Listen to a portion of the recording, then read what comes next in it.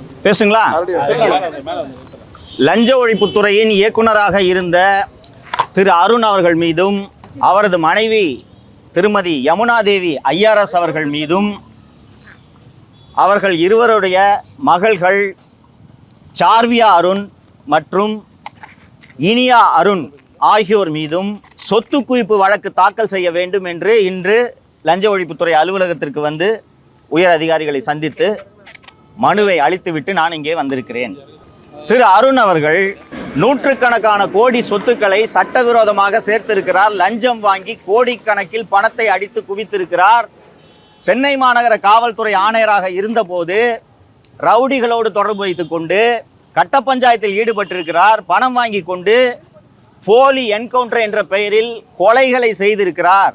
அவர் மீது விசாரணை நடத்த வேண்டும் என்று நான் தொடர்ந்து கடந்த ஆட்சி இருந்த சமயத்தில் நான் வலியுறுத்தி வந்திருக்கிறேன்.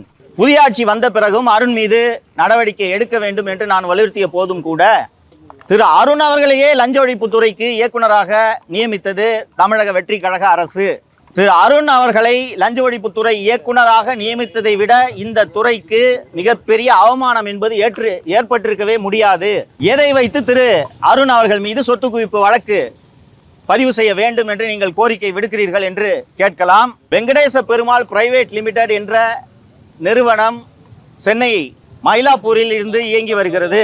இந்த வெங்கடேச பெருமாள் பிரைவேட் லிமிடெட் என்ற நிறுவனத்தில் சார்வியா அருண் மற்றும் இனியா அருண் ஆகிய அருண் மற்றும் யமுனா தேவி தம்பதியரின் 2 மகள்கள் 100% பங்கு வைத்துள்ள பங்குதாரர்களாக இருக்கிறார்கள்.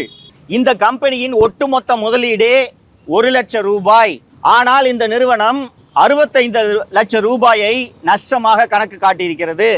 ஆனால் வெறும் 1 லட்சம் ரூபாய் முதலீட்டை கொண்ட இந்த நிறுவனம் 65 லட்சம் ரூபாய் நஷ்டத்தை சந்தித்து கொண்டிருக்கக்கூடிய இந்த நிறுவனத்திற்கு யாரோ சில தனியார்கள் 24 கோடி ரூபாய் கடன் கொடுத்துள்ளார்கள் என்று வருமான வரித்துறையில் சார்வியா அருண் மற்றும் இனியா அருண் ஆகிய 2 பேரும் கணக்கு தாக்கல் செய்துள்ளார்கள்.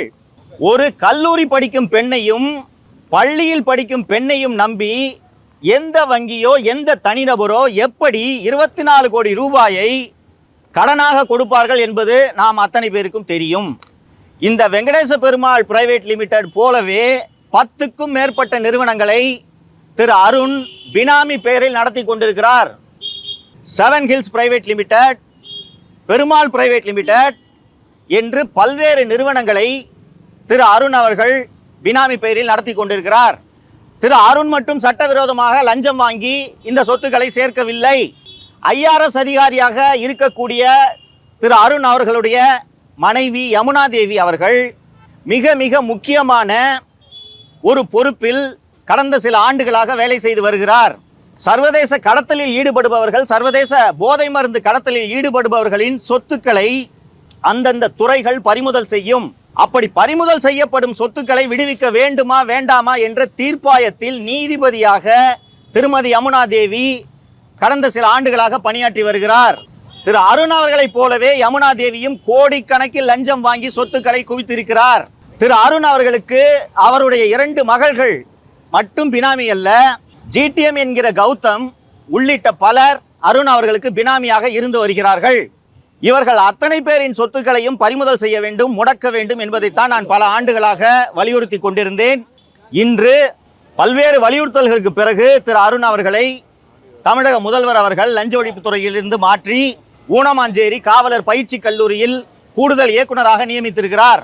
இப்போது லஞ்ச ஒழிப்புத்துறை திரு அருண் அவர்கள் மீதும் திருமதி யமுனா தேவி அவர்கள் மீதும் ஜிடிஎம் என்கிற கௌதம் மீதும் அருண் அவர்களுடைய மகள்கள் இனியா அருண், சார்வியா அருண் ஆகியோர் மீதும் லஞ்ச ஒழிப்பு சட்டம், சட்டவிரோத பணப்பரிமாற்ற சட்டம் ஆகியவற்றின் கீழ் வழக்கு பதிவு செய்ய வேண்டும் என்று தமிழக லஞ்ச ஒழிப்புத்துறை இயக்குனருக்கு மட்டுமல்லாமல் திருமதி யமுனா தேவி அவர்கள் ஐஆர்எஸ் அதிகாரியாக மத்திய அரசு பணியில் இருப்பதால் சிபிஐ என்ற மத்திய புலனாய்வுத்துறை, மத்திய நிதித்துறை, மத்திய உள்துறை செயலாளர் ஆகியோர் உடனடியாக இதில் தலையிட்டு நடவடிக்கை எடுக்க வேண்டும். திருமதி யமுனா தேவி மற்றும் திரு அருண் ஆகியோர் பணி இடைநீக்கம் செய்யப்பட வேண்டும் என்ற கோரிக்கையோடு இந்த புகார்களை அவர்களுக்கும் தபால் மூலமாக அனுப்பியிருக்கிறேன். இன்று லஞ்ச ஒழிப்புத்துறையிலே நான் சந்தித்த உயரதிகாரிகள் இதன் மீது நடவடிக்கை எடுக்க அரசுக்கு பரிந்துரை செய்வதாக தெரிவித்துள்ளனர். கொஸ்டின்ஸ் எதுவும் இருக்கா? தொடர்ச்சியாகவே நீங்க புகார் சொல்றீங்க, ஆனா இது வரைக்கும் நடவடிக்கை எடுக்கல. ஆனா அவருக்கு மேலும் அரசு பதவி கொடுத்தாங்கல்ல, தொடர்ச்சியாக கம்ப்ளைண்ட் இருக்குமா கூடுதலாக கொடுத்துட்டே இருக்காங்க. இல்லை, கொடுத்துட்டாங்க. ஏற்கனவே அவர் லஞ்ச ஒழிப்புத்துறையின் இயக்குநராக முக்கியமான பதவியில் இருந்தார். இங்கே வந்தும் அவர் நேர்மையாக பணியாற்றவில்லை. திமுக அமைச்சர்கள் ஏவா வேலு மற்றும் சேகர்பாபு போன்றோர் மீது பதிவு செய்யப்பட்ட வழக்கு குறித்த தகவல்களை வெளியே கசிய விட்டு திமுகவுக்கு விசுவாசமாக இருந்தார். ஆனால் தமிழக முதல்வர் உடனடியாக தலையிட்டு அவரை இந்த பதவியிலிருந்து மாற்றியது எனக்கு கண்டிப்பாக நடவடிக்கை எடுக்கப்படும் என்ற நம்பிக்கையை ஏற்படுத்தியிருக்கிறார். இந்த குற்றச்சாட்டு வச்சிருக்கீங்க, இதுக்குண்டான முழு ஆதாரத்தை கொடுத்திருக்கீங்களா? போதுமான ஆதாரங்களை நான் லஞ்ச ஒழிப்புத்துறைக்கு கொடுத்திருக்கிறேன். நான் ஒரு தனி நபர். நான் லஞ்ச ஒழிப்புத்துறை மற்றும் சிபிஐ போன்ற ஏஜென்சிஸ் தான் இதற்கு தேவையான தரவுகளை சேகரித்து நடவடிக்கை எடுக்க வேண்டும். இதுக்கு அவங்க என்ன சார் சொன்னாங்க? நாங்கள் இதை அரசுக்கு நடவடிக்கை எடுப்பதற்காக பரிந்துரைக்கிறோம் என்று சொன்னார்கள். தமிழக முதல்வர் அருண் மீதான புகார்களை விசாரிப்பதற்கு ஏற்கனவே உத்தரவிட்டிருக்கிறார் என்ற தகவலின் அடிப்படையில் தான் நான் இந்த புகாரை லஞ்ச ஒழிப்புத்துறையில இன்று அளித்தேன். சார், அருண் அவர்கள் மேல தொடர்ச்சியா நீங்க குற்றச்சாட்டு வச்சுட்டு வரீங்க.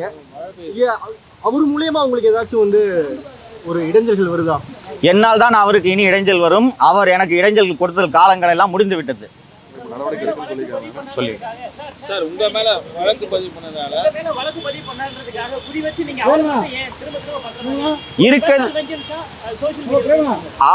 அவர் செய்த ஊழல்களை நான் வெளிப்படுத்திய காரணத்தால் மட்டுமே அவர் என்னை குறிவைத்து பல்வேறு வழக்குகளை என் மீது பதிவு செய்தார்.